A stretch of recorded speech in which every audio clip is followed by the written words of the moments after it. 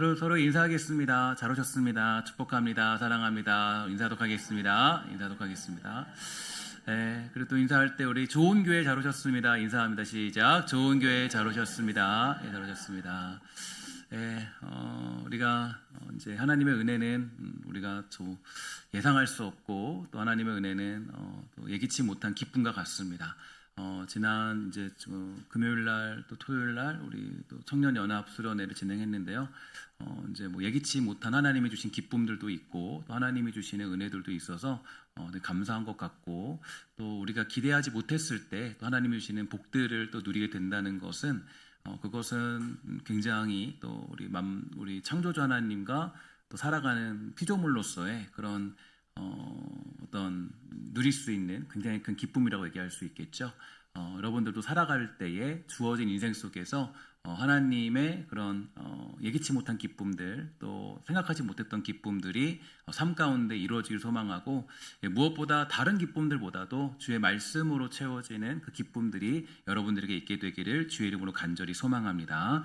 오늘 우리 함께하는 말씀은 이스라엘 역사상 가장 빛나는 순간 중 하나의 장면인데요. 이 솔로몬이 하나님의 성전을 완공하고 이제 온 백성 앞에서 하나님께 봉헌 기도를 드리는 장엄한 장면을 우리는 보고 있습니다.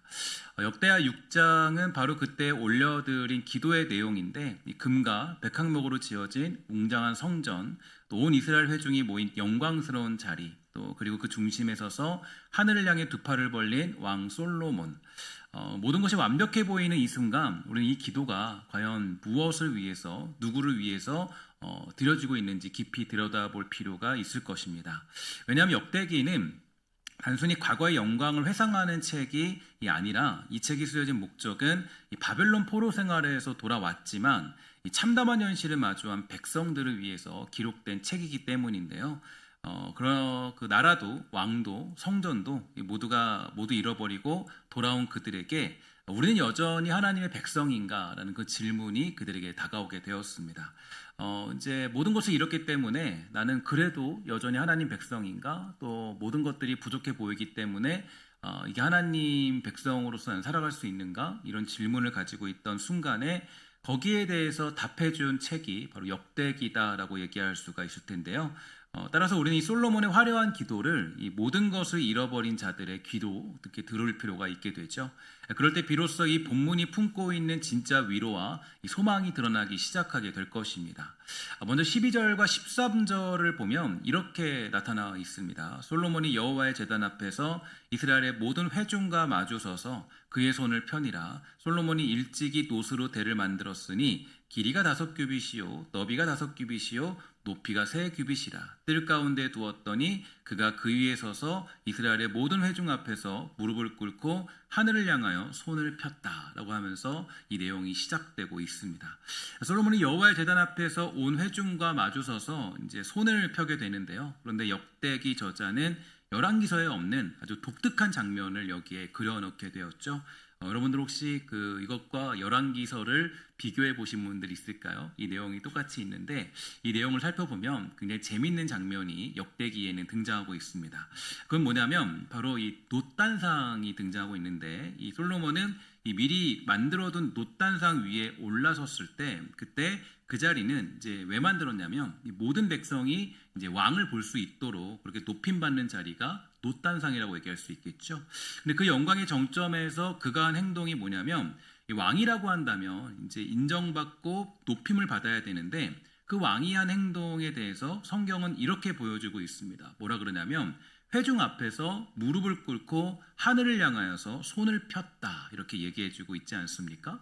이것은 굉장한 역설이다라고 얘기할 수 있는데 세상의 왕은 자신의 권력을 과시하기 위해서 높은 곳에 서서 군림하고 선포하게 되는 게 사실이죠. 그래서 내가 어떤 자리에 있으면 그 자리를 굉장히 높은 자리를 여기는 그런 상황들을 맞이할 수가 있게 됩니다.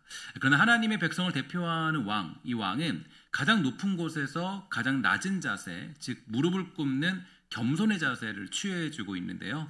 역대기 저자는 이 모습을 통해서 이스라엘의 진짜 힘과 권위가 어디에부터 시작되는지를 정확하게 보여주고 있다라는 것이죠. 그것은 군사력이나 어떤 부가 아니라 이 전능하신 하나님 앞에 이 무릎 꿇는 겸손과 이 순복에서 비롯된다라는 것을 상징적으로 보여주고 있는 대목입니다. 이것은 이미 신명기에서부터 하나님께서 이스라엘 왕에게 요구하신 모습이 있었는데요. 신명기 17장 18절과 20절에 보면 이런 말씀이 있어요. 그가 왕위에 오르거든 이 율법서의 등사본을 레위 사람 제사장 앞에서 책에 기록하여 평생에 자기 옆에 두고 읽어 그의 하나님 여호와가 경외하기를 배우며 이 율법의 모든 말과 이 규례를 지켜 행할 것이라. 그리하면 그의 마음이 그의 형제 위에 교만하지 아니하고 이 명령에서 떠나 좌로나 우로나 치우치지 아니하니니 이스라엘 중에서 그와 그의 자손이 왕위에 있는 날이 장구하니라. 이렇게 얘기해주고 있지 않습니까? 이 왕의 가장 큰 임무는 이 군림하는 것이 아니라 말씀 앞에서 자신을 복종시키고 교만하지 않는 것이다. 이렇게 왕에 대한 그런 자세를 취해주고 있습니다. 이것이 성경이 제시한 왕의 모습이고요. 또 이것을 더 나아가서 이 왕은 군마를 더 가지지 말 것, 또 뭐 다른 재물을 더 모으려고 하지 말 것, 뭐 이런 것들을 얘기하면서 세상이 말하는 왕과는 전혀 다른 왕의 모습을 제시해주고 있다라는 걸 보여주고 있습니다. 솔로몬 왕의 무릎을 꿇는 이 모습은 이 말씀에 순종하는 왕의 모습을 아주 극적으로 보여주고 있는데 왕이 없는 시대를 살아가던 귀한 공동체에게 이 그림은 아주 강력한 메시지를 던져줬다라고 할 수가 있겠죠. 우리의 진정한 지도력은 세상적인 지위가 아니라 하나님 앞에서 백성을 위해서 겸손히 중보하는 제사장적 삶에 있다라는 걸 보여주고 있습니다. 그러면 솔로몬은 과연 어떤 것을 놓고 이 근거로 해서 기도하고 있겠습니까? 14절과 15절에 보니까 이렇게 말해주고 있어요. 우리 다 같이 함께 읽도록 하겠습니다. 시작. 이스라엘 하나님 여호와여 천지에 주와 같은 신이 없나이다. 주께서는 온 마음으로 주의 앞에서 행하는 주의 종들에게 언약을 지키시고 은혜를 베푸시나이다. 주의 입으로 말씀하신 것을 손으로 이루심이 오늘과 같으니이다. 아멘. 기도라는 것은 이 막연한 소원을 비는 그런 성취적인 행위가 아니다라는 것을 알 수가 있게 되는데요.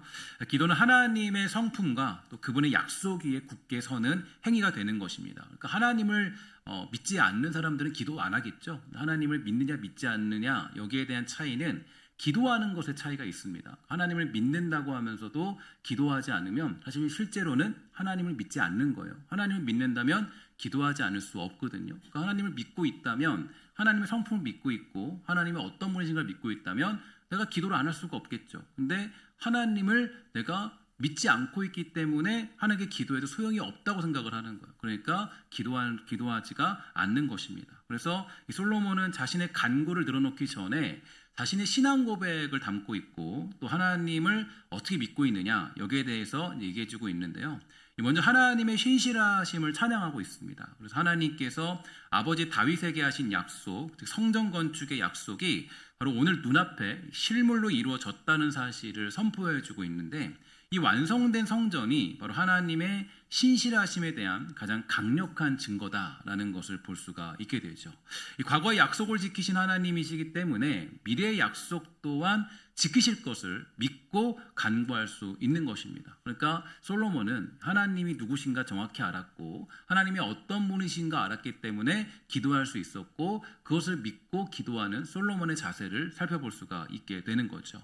이 원리를 조금 더 이제 깊이 이해하기 위해서 하나님의 신실하심이 얼마나 위대한가 살펴보기 위해서 이 창세기 15장을 좀 더 살펴보면은 좋은 어떤 내용들이 있는데 하나님께서 아브라함에게 나타나서 언약을 맺으시는 장면을 여러분 기억하십니까? 창세기 15장 9절부터 이 10절 그리고 17절에 보면 이런 말씀들이 있죠. 여호와께서 그에게 이르시되 나를 위하여 3년 된 암소와 3년 된 암염소와 3년 된 순양과 산비둘기와 집 비둘기 새끼를 가져올지니라.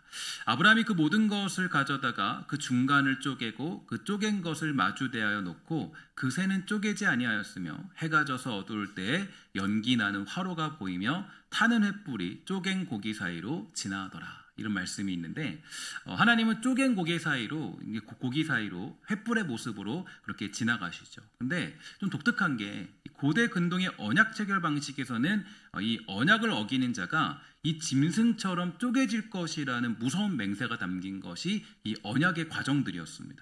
좀 이상한 점이 하나 있어요. 어떤 거냐면 원래 이 언약은 상대방과 나라는 사람이 존재해야 되는데 이제 그 두 사람이 지나가야 되는데요. 근데 이 내용을 살펴보면 언약의 당사자인 아브라함은 지나가지 않고 오직 하나님 홀로 지나가는 것을 볼 수가 있게 되는 장면이죠. 이게 의미하는 것은 뭐냐? 이 언약의 성패가 아브라함의 신실함이 아니라 전적으로 하나님의 신실하심에 달려 있다라는 것을 보여주고 있는 대목입니다. 그래서 하나님께서 자신의 이름을 걸고 이 약속을 내가 반드시 이루어내겠다라는 그 약속이 여기에 담겨져 있는 것이죠.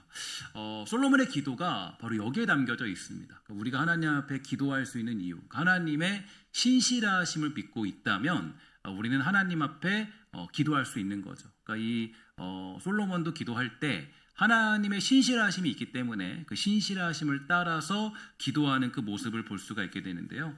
이 아브라함에게 약속하시고 홀로 그 약속을 보증하셨던 그 하나님, 다윗에게 약속하시고 친히 그 손으로 성전을 이루신 그 하나님께 지금 기도하고 있는 것입니다. 그러니까 이게 기도라는 게 우리가 그냥 막 내가 하고 싶은 얘기하고 내가 뭐 그냥 막 이렇게 뭐 떼쓰고 걷어내고 이런 게 아니라 기도라는 것은 굉장히 신학적인 의미가 담겨져 있고 우리의 신앙 고백들이 담겨져 있고 또 우리가 어떤 것을 이제 기도하고 고백하느냐 이것은 굉장히 우리에게 중요한 메시지가 되는 것이 되기도 하고요. 또 한 가지는 이 기도할 때 어떤 근거를 가지고 기도하느냐. 되게 제가 하나님에 대해서 연구를 해보고 또 신앙에 대해 연구해 보면 하나님은 이제 굉장히 논리적인 분이신 것 같아요. 논리적인 분이시고 또 뭐 보통 이렇게 논문 같은 거를 이렇게 써보면은 다 근거가 다 있잖아요. 근데 이제 보면 하나님도 근거 없이 일하시는 분은 아니시고 항상 모든 것들이 근거가 있습니다. 그러니까 내가 기도응답 받지 못하는 이유도 근거가 있어요. 그러니까 여러분들과 제가 뭐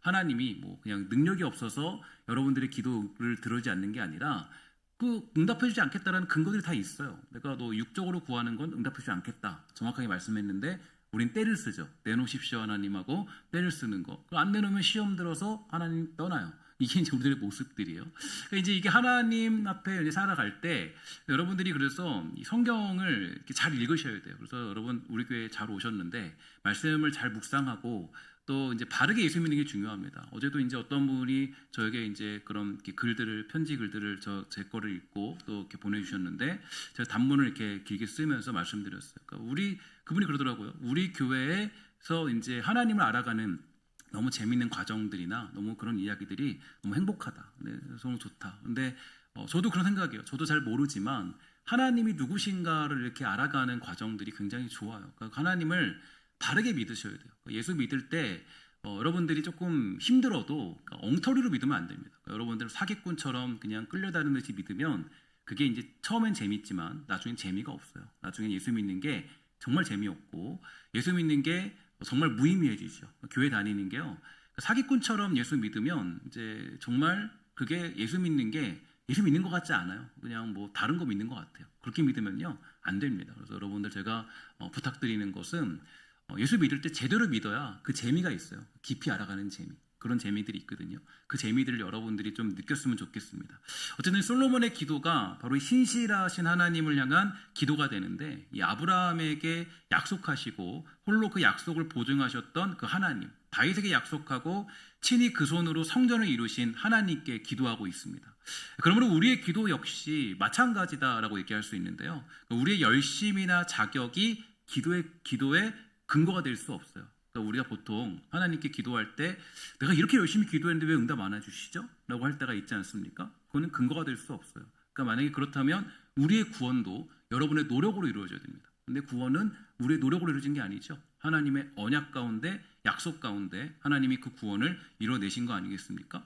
기도의 근거는 어딨냐면 그러니까 내가 열심히 매달렸기 때문에 내가 기도할 수 있는 게 아니라 어제도 신실하셨고 오늘도 신실하시고 영원토록 신실하신 하나님의 약속, 그분의 변치 않는 성품이 바로 우리가 기도할 수 있는 유일하고도 충분한 근거가 된다라는 것이죠. 이제 솔로몬은 위대한 신학적인 질문을 하나 던지는데요. 18절에 보니까 이렇게 얘기하고 있습니다. 함께 다 같이 읽도록 하겠습니다. 시작. 하나님이 참으로 사람과 함께 땅에 계시리이까 보소서. 하늘과 하늘들의 하늘이라도 주를 용납하지 못하겠거든 하물며 내가 건축한 이 성전이오리까. 아멘. 성전의 본질에 대한 정확한 이해와 선포가 나타나고 있는데요. 성전은 하나님을 가두는 집이 아니었습니다. 온 우주보다 크신 하나님을 어찌 돌과 나무로 만든 건물 안에 담을 수 있을까요? 그러면 성전의 목적이 뭐냐? 왜 성전을 지었느냐? 이유가 뭔가 보니까요. 19절부터 21절까지에 보면 그 답이 제시되고 있습니다. 우리 함께 19절부터 21절까지 말씀을 함께 다 같이 읽도록 하겠습니다. 시작. 그러나 나의 하나님 여호와여 주의 종의 기도와 간구를 돌아보시며 주의 종이 주 앞에서 부르짖는 것과 비는 기도를 들으시옵소서.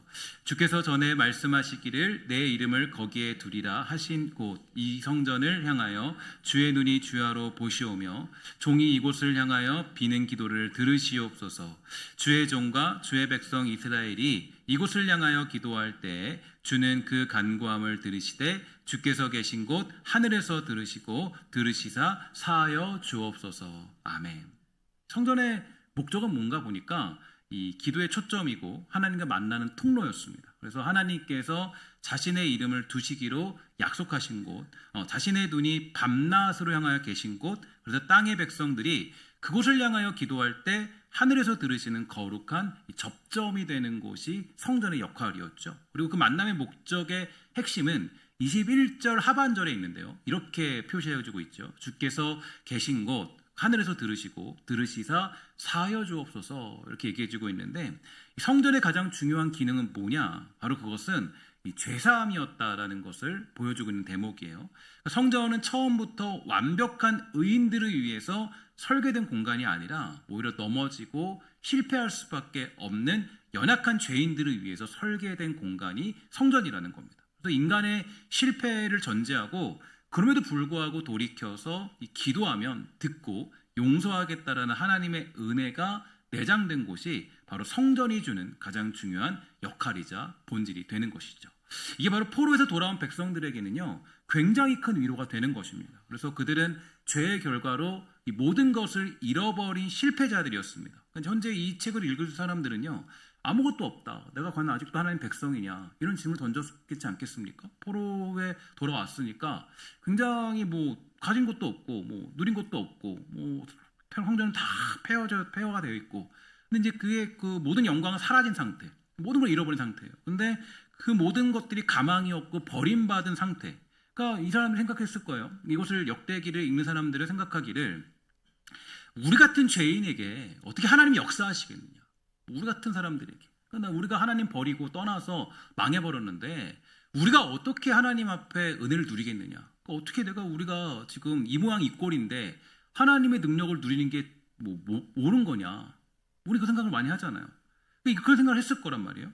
근데 그런 성전을 지어서 봉헌하며 올려드린 솔로몬의 기도는 그들에게 정확하게 얘기해주고 있어요. 미리부터 얘기하기를 솔로몬의 기도가 간격이 있잖아요. 역대기를 읽는 사람들과 간격이 있잖아요. 근데 이미 솔로몬의 기도에 어떤 얘기가 담겨 있냐면 너희의 실패는 끝이 아니고 하나님께서 이미 너희의 실패를 아셨고 너희가 돌아올 길을 이 성전에 마련해 두셨다. 그러니 너 낙심하지 말고 성전을 향하여 기도하고 들어라. 그러면 사하여 줄 것이다 라고 얘기해 주고 있다라는 거예요. 그러니까 사실은 우리가 성전이라는 것은 성전이 마치 성공의 어떤 굉장히 큰 그런 결과물로 보지만 사실은 실패자들을 향한 결과물인 거예요. 이제 이것은 이 성전이 지어진 게 우리가 성전을 지었으니 야 이게 대단한 성전이고 솔로몬이 굉장히 성전을 잘 지었다. 야 이게 성공의 정점이구나라고 생각하지만 실제로는 역대기에서 이 성전을 읽을 때 이 솔로몬에 대한 이야기를 읽을 때 당시에 읽을 때 그때 에스라가 썼든지 모두 썼겠죠. 썼는데 그때 썼을 때 이 성전을 표시하면서 뭘 얘기하냐면 야 너희들을 위해 준비한 것이 바로 이 성전의 개념이었다. 그러니까 너희들이 지금 여기서 복 받는 것은 너희들이 뛰어나기 때문이 아니라 너희들이 실패자인 걸 아시고 하나님이 이미 미리서부터 이것들을 준비해 두셨다라는 것을 보여주는 대목이 솔로몬의 기도라는 걸 보여줄 수가 있게 됩니다. 그래서 이 원리는 24절과 25절의 구체적인 간구에서 더욱더 명확해지는데요. 그 내용을 보면 백성이 범죄하여서 적국에게 패했을 때 즉 나라를 잃고 포로가 되었을 때를 향해서 가정한 기도가 됩니다. 되게 독특하죠. 되게 이 장면이 놀라운 게 그러니까 이미 이제 하나님은 아시는 거예요. 얘네들이 패배할 거고 얘네들이 망할 것이고 얘네들이 이미 그럴 걸 아신다는 거.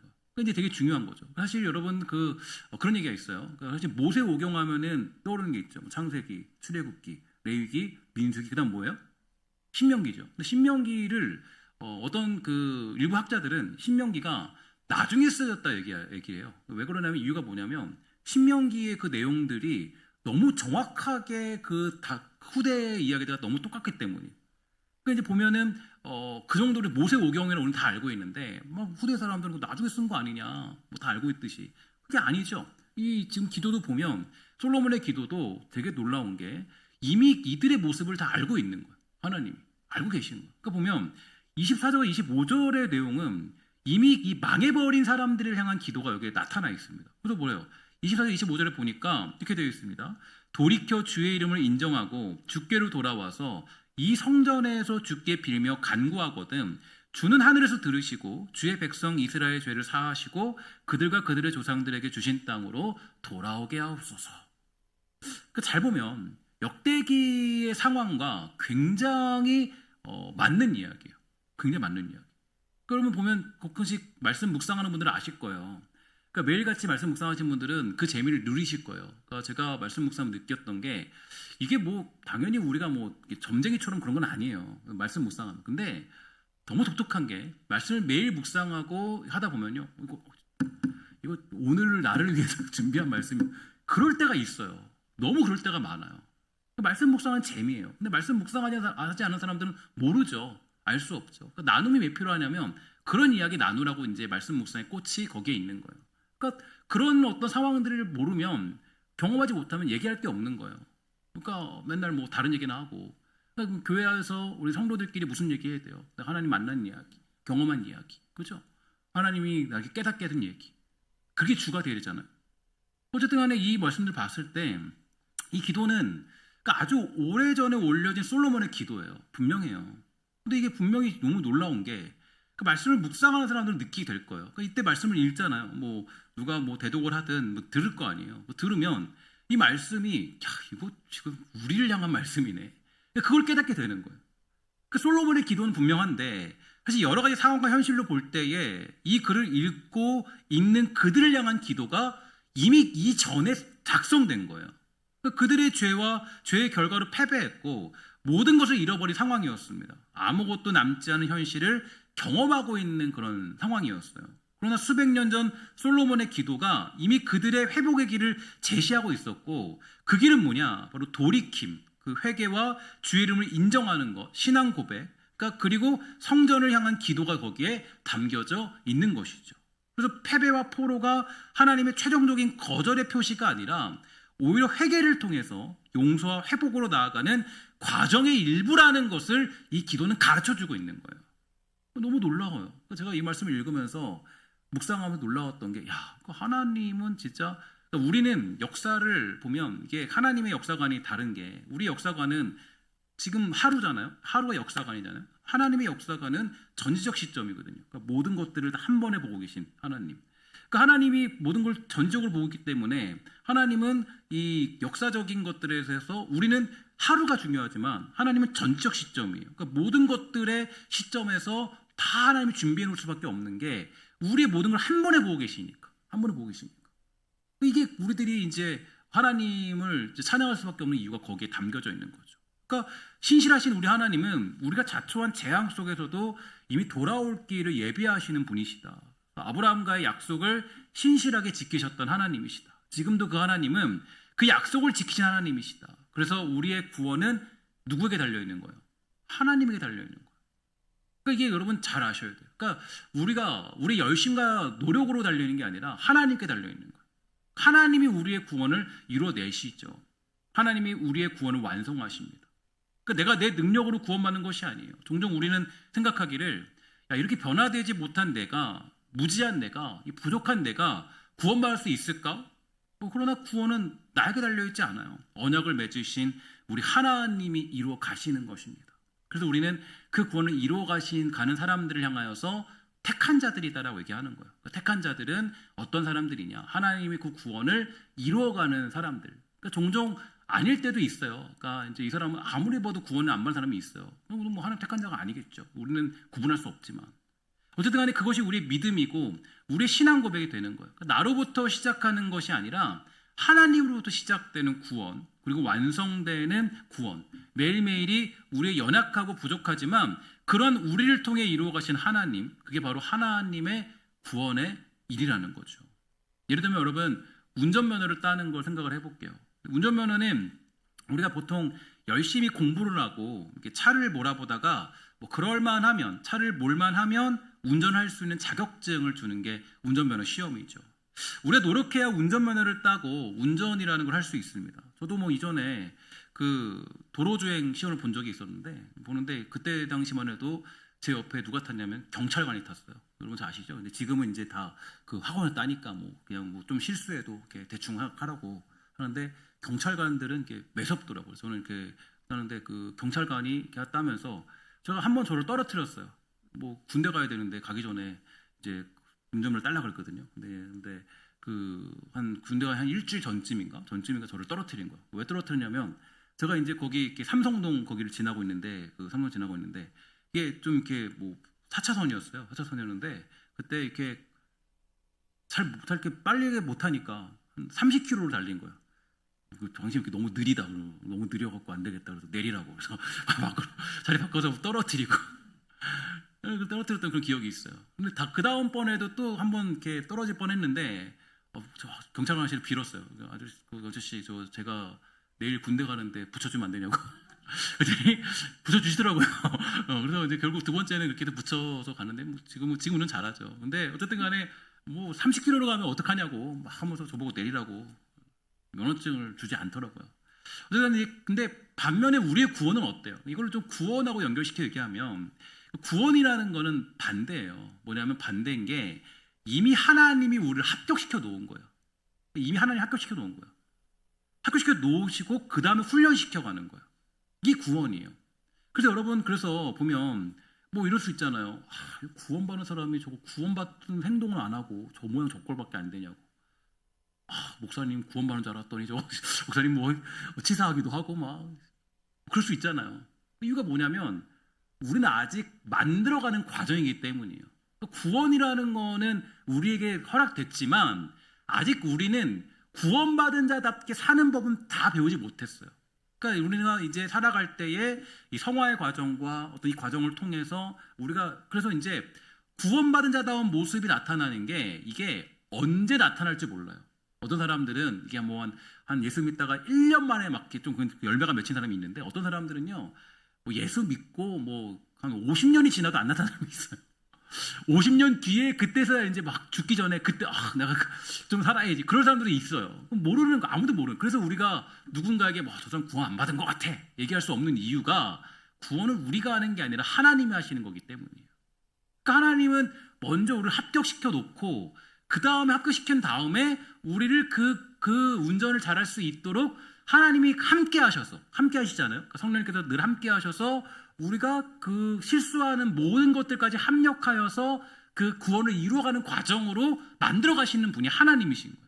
그러니까 그것을 믿는 게 바로 구원의 길로 가는 거죠. 당연히 이 사실을 온전히 믿는 사람들은 구원을 받았다고 해서 뭐 대충 사는 사람은 없을 겁니다. 이 은혜를 받고 대충 사는 일은 없겠죠. 내 안에 이 성령께서 바르게 살도록 인도하시며 아름다운 것을 지키며 살아가도록 하실 것이기 때문입니다. 그러니까 여러분 교회 다니면서 서로에게 너무 실망하지 마세요. 이게 여러분 되게 중요한 구원적인 관점인데, 그러니까 구원을 제대로 아는 사람들은요 서로에게 실망할 필요 없어요. 뭐 저 사람 좀 치사하다고, 조금 저 사람 뭐 말이 좀 거칠다고, 뭐 저 사람 좀 이렇게 배려도 없고 예수 10년 믿었는데 20년 믿었는데 저밖에 안 되냐 할 필요 없어요. 그거 우리가 만드는 건 아니거든요. 하나님이 만들어 가시고, 그러니까 우리는 하나님의 구원을 믿고 있다면 우리는 그냥 하나님이 이루어 가실 걸 믿고 가는 거예요. 나 자신도 보세요. 나 자신도 보면은 엉망이잖아요. 예수 믿고도 엉망이고 부족하고 연약하고 다 똑같은 사람들이에요. 하나님이 이루어 가시고. 그러니까 여러분 우리가 어떤 그 길을 걸어가는 게 이제 구원을 온전히 믿는 거죠.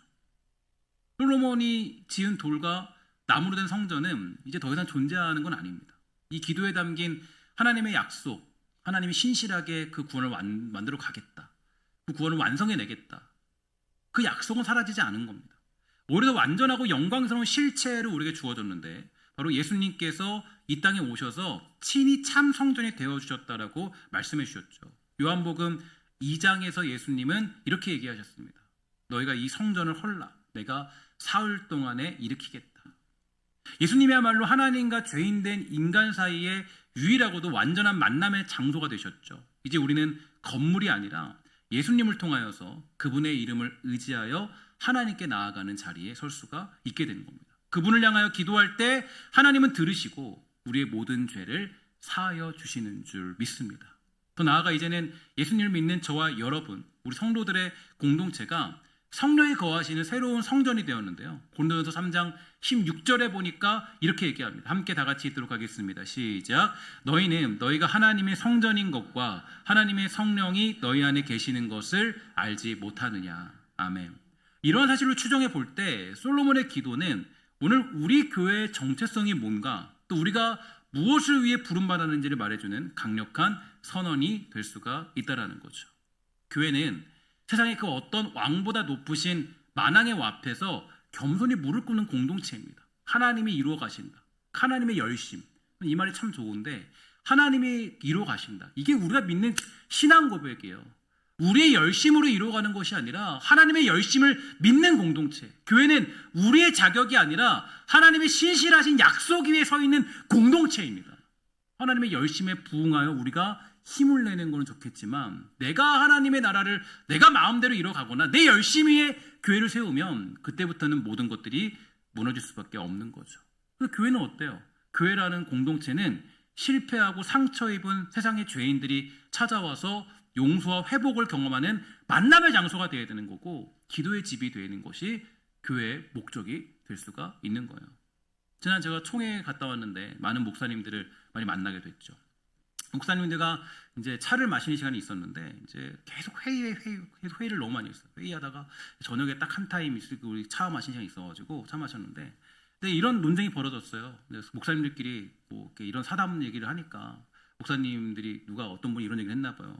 교회에 강아지를 데려오는 게 옳은 거냐? 이런 질문을 한 것 같아요. 강아지 데려올 수 있어요, 없어요? 이거 또 질문하면 이때부터 또 싸움 나기 때문에 이거 근데 우리 그게 강아지를 키우신 분들은 굉장히 또 이게 민감하니까 예배를 드릴 수 있느냐? 목사님들이 여러 관점을 말씀하세요. 어떤 목사님 얘기하기를 요즘은 강아지가 애완견이 아니라 반려견이라는 말을 쓰는 게 문제다 이렇게 얘기를 하는 거예요.